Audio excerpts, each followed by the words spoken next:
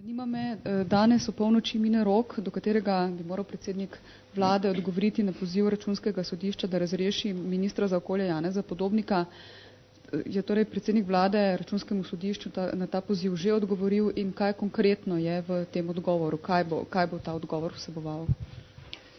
Predsednik vlade je danes odgovoril na poziv predsednika Računskega sodišča in mu tudi pisno predlagal, da Računsko sodišče preuči mnenje Službe vlade Republike Slovenije za zakonodajo in nas seznani s svojim stališčem do tega mnenja. Kot je namreč znano, Služba za zakonodajo ugotavlja, da poziv predsednika Računskega sodišča predsedniku vlade odpira vrsto ustavnopravnih dilem oziroma vprašanj, na katere je pred kakršnokoli odločitvijo potrebno odgovoriti in tako te dileme tudi odpraviti. Ker tukaj ne je pravna dilema. Ne? Skratka, vsebinski odgovor menijo nekateri, pa bi vendarle moral dati ne samo sklicevanje na te domnevne pravne luknje, ki sicer mnogi se strinjajo, da so. Ne? Skratka, kaj pa sam vsebinski odgovor? Kdaj boste torej potem, kaj s tem? Težko komentiram mnenja nekaterih. Ne? Če mi povedali, kdo je to mnenje povedal, bi vam lažje komentiral njegovo mnenje. No, pogledajte, predsednik vlade se mora v skladu z zakonom odzvati na poziv oziroma odgovoriti na poziv predsednika Računskega sodišča v 15 dneh. Predsednik vlade je v tem roku to storil in odgovoril na poziv predsednika Računskega sodišča.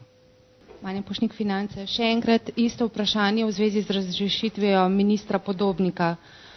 Predsednik Računskega sodišča je včeraj jasno dejal, da to ni odgovor premijeja na njegov poziv. Kako odgovarjate na to? To pustimo, da so tukaj pravne dileme, ampak do danes ima do polnoči še čas, da konkretno odgovori. Kaj bo premijer storil?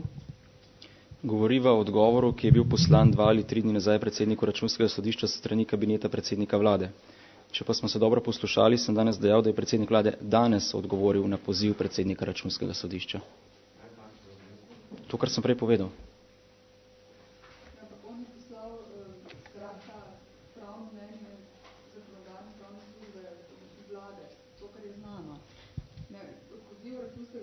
Zahteva tudi vsebinski odgovor. Skratka, on mora ne more se delati tako, da tega poziva ali pa recimo mnenja vsebinskega o tem, da naj razreši ministra ali pa naj poda predlog za razrešitev ni bilo.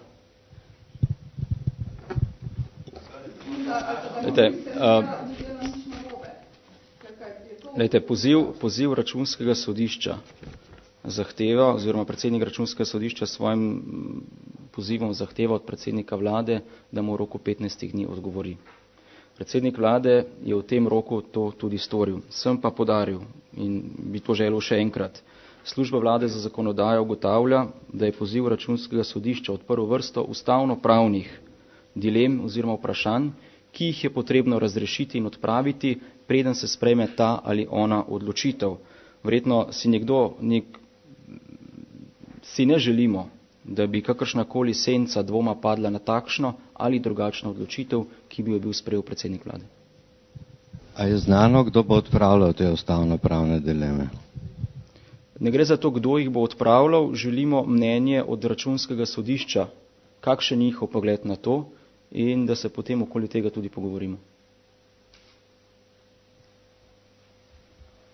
Če ni več vprašanj? Hvala lepa.